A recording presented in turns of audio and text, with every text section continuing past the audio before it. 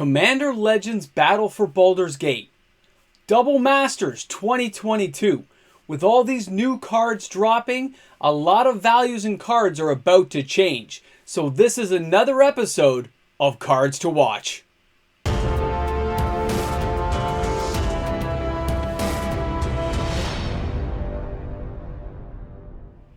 In a stock market situation, knowing when to buy, knowing when to sell, can mean the difference between profit and loss.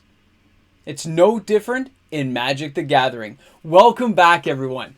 MTG Moxman here. It's time for another episode of Cards to Watch. When we look at all the new sets that Wizards of the Coast is giving us, there are so many phenomenal cards and some reprints that we've really been looking forward to. I'm happy Wrenn and Six is getting a second kick at the can. It's great to see Kazilek being reprinted and bringing the price down a bit for new players coming in, even if it is in a premium product. We have Commander Legends, Battle for Baldur's Gate, where we have a whole new selection of Commander cards coming in that will interact with old Commander cards that are already established, causing some to go up and some to go down in price. There's already been some interesting things going on. I want to share it with you today on the episode. So let's take a look at some card movements that are really fascinating to watch. I can't wait to share it with you. Let's get started. Alright guys, we're starting out with Tiamat, and that's Adventures in Forgotten Realms. This card is a very inexpensive card to buy right now. It's bottomed out at $14 Canadian near mint for the basic copy. There's also fancier ones. There's the Amper stamp. I get it, but I'm going with the cheapest copy for those who might want to pick some up. The average price is $10.43 US. The market has it at $9.41 US. A foil is $12.62, which actually isn't a bad spread considering how foils usually do nowadays. And then €9.98 to get this card in your house.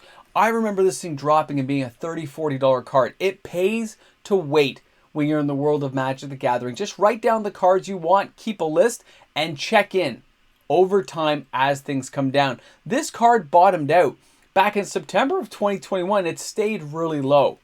But we know Dungeons & Dragons is not getting a reprint.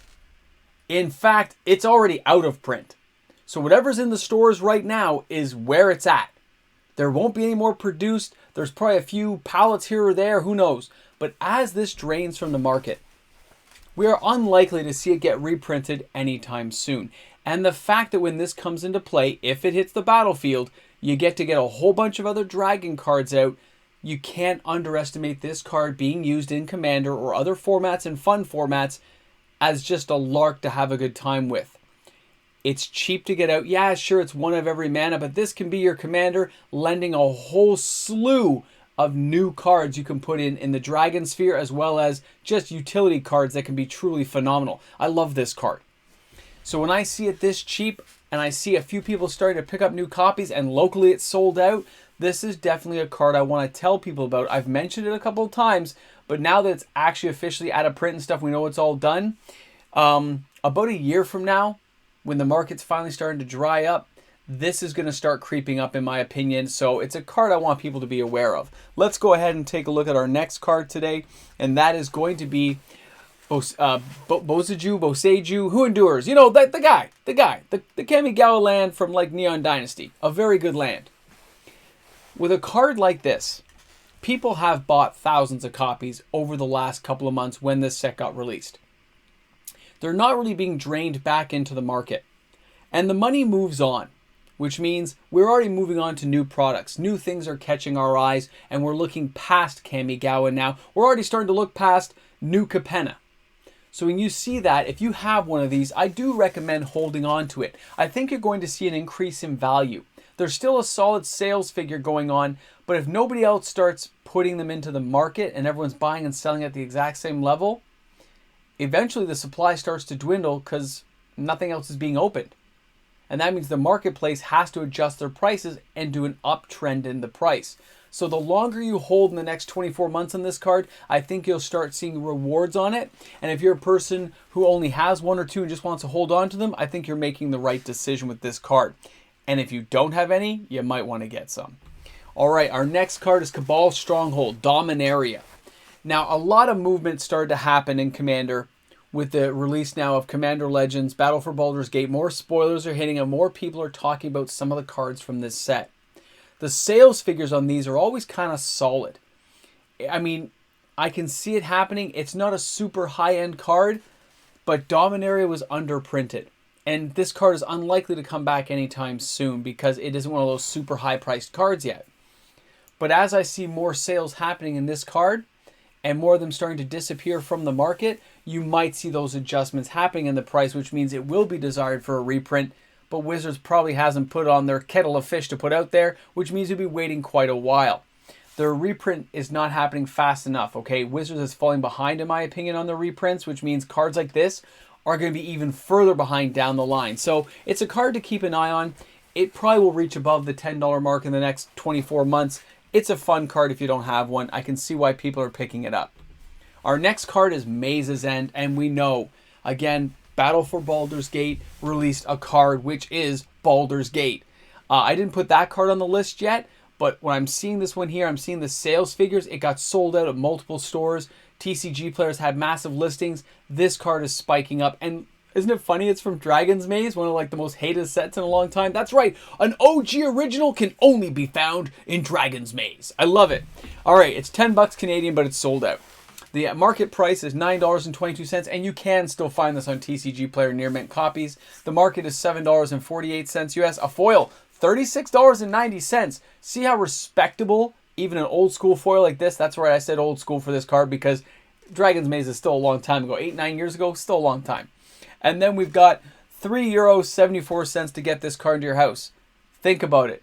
There are cards inside Dragon's Maze that are worth 40 bucks. That's right. Pay attention to it. Old school foils, people. All right, our next card is Blood Crypt, and not just Blood Crypt. For today, I want to mention all of the Shock lands. Okay, they haven't seen a reprint for a while. These things were 10 bucks for the longest time, but look what's happened since 2019. Look at this slow uptrend, the spike, and then another slow uptrend. These are starting to get absorbed into the market. There are less available out there than I've seen in a long time. And the prices are creeping up for all of the Shock lands. People are still building Commander decks. They're still buying these cards, so it's something to keep an eye on. If there are any cards you're looking for in the Shockland collection of cards, you want to pick them up now. If it's going to keep trending up, Wizards will have to do something to do a reprint somewhere, but they might be not putting these anytime soon into an actual Ravnica set. They might be waiting for another couple of years. If that's the case, the only chance these have is to appear in like a Double Masters type product. So keep your eye out, because if you already have these cards, I think you're going to see them appreciate quite nicely in value. And if you don't have any and you need them, you might want to buy them now before they get too pricey. I don't think we're seeing a reprint soon enough. Our next card is going to be Mox Amber. Now, locally, Face to Face has these for $64.99. 401 Games has it for $60 Canadian, so I went with the lowest copy I could find in this case, which was 401 Games at 60 bucks. You can save yourself $5. Now, again, Dominaria is underprinted. I'll be honest with everyone, I've got the most of these, and I still haven't sold any, because I like this card, and I'm curious to see if they're going to reprint it. I didn't expect a reprint until 2024, so if they reprint it now, it'd be like a year earlier than I expected on my sheets. And I'll be curious to see what they put in Double Masters. If they don't put it in, this card is going to go higher. If they do put it in there, the price will come down, but not as much as people think. So I'm keeping an eye on this card myself, and so should you guys who happen to own copies. It's $50 US to get this card. $41.21 the market. A foil, look at that multiplier there, guys. 2x, right? $99.89, because foils here were hard to get, and this didn't have a very big print run compared to anything out there. €31.23 to get this card to your house. They are printing cheaper planeswalkers. They are printing cheaper legendary creatures. They make this card much more effective. Wizards has planned this. I've talked about it in the past. It's still going to continue. Wizards wants this Mox to be effective, and they're going to make Mox Tantalite at some point be effective too. So if you don't have a playset of Mox Tantalite, you might want to pick that up before it gets too high. They will make it worthy. All right, our next card today is Kazilek, the Butcher of Truth. This one here, I'm saying don't buy it. Okay, don't buy it right now. Wait for Double Masters to come out. Wait 30 days after Double Masters 2022 is released, so a lot more product gets into the market. forcing the prices down, then that is the time to hit this card up, because $95 Canadian is pricey. $75 US, big time. And remember, when this comes down in price, it is going to be a temporary decline. Look at the foil, $225.94 US. This is a temporary decline because it is going to be still hard to get. Even in Double Masters 2022, this will be a big hit. It is not going to be a common card to find, which means the price will not go down very far for very long. Be prepared to buy this card as soon as it hits the low point that you think is the lowest it's going to be. I expect it to hit only around the $80 mark Canadian, which means a price drop of like 15 to 20% maximum, okay? I don't think they're going to make the card that attainable, which is what Wizards does nowadays. So that's why it's a card to watch. If you're waiting for this card to go down, you have to hit it at the right time. All right, next one up, Wrenn and Six. We're in the same situation with Wrenn and Six. Modern Horizons, I opened a lot of packs to get this guy, and I remember, you can still see the video on my feed. If you go really far back, you'll see I opened a whole bunch of Modern Horizons. I finally got this card. I was so excited to finally open it in a pack that I nicked the bottom corner with my thumbnail. I was so upset when I did it. And it's all on film, which is hilarious. And this card goes for $110 Canadian near mint. It's had a rocky road for a little bit, went down, went up, went down, but it's been slowly trending upward again. And now again is that opportunity for it to go down in price. A foil for this card is $317.50, and they're selling at that price. It is kind of nutty to see. €81.44 to get that card to your house. The average price is $95 US. This is a card that is going to see value for a long time. Wizards planned this. They knew they wanted this to be one of their kind of heavy-hitting cards going forward. You know, they want to hit that kind of mana crypt level. So it's not going to see reprints all the time. It's going to be in a specialty slot. It's going to be low on the track sheets. And when you get it, it's considered a massive hit. So enjoy it if you happen to get a copy. If you're looking for this card, it will have that low point. I'm thinking 30 days to 45 days after release of Double Masters 2022. I myself want to get another one, so I'll be watching just like you guys to make sure I get my copy at the lowest price I can to save myself a couple of bucks. All right, this one here is Tasha, the Witch Queen. When it comes to a card like this, pre-release pricing, hitting the board there, $40 Canadian. Do I think this card is worth 40 bucks? No. Don't go into the FOMO here, people. When I'm looking at cards like this, you have to either open it in a pack and be happy you got it in a pack, or you've got to wait the 90 days after release. You are not going to fall into FOMO and pay top dollar for this card. This is not Wrenn and Six. Okay, it isn't worth half the price. This is not fetch land material price level. This card is going to fall in price. It is fun. It's going to be a great card. It's going to be usable. We're going to see commander decks around it. It's going to be, and the artwork is epic. It is going to be a good card. But when I see cards like this, I don't think they're at this price level. They're going to fall. I expect them to fall. So keep an eye and put a price point you think is good. If you say it's worth 25 bucks, wait for it to hit $25. You think it's worth 10 bucks? Hopefully it hits $10 for you. It may never, but you have to pay attention to that stuff. In traditional sense, most planeswalkers, they really do fall in price, okay? This is not Jace the Mind Sculptor here. Most of these planeswalkers come down in price. I don't see this card being as good as the Wandering Emperor. All right, let's take a look at our next card, and that is going to be the Nautiloid Ship. Now this, again, a Commander Legends card, but unlike some of them, this is a pretty good card. I did like it when I saw it. It's a 4 casting cost artifact. It's crew of 3, but when it comes into play, exiling an opponent's graveyard is pretty awesome. And if they have a lot of creatures in there when you exile it, being able to cast those if you deal damage is amazing. So this is one of those cards I think we're going to see play a lot.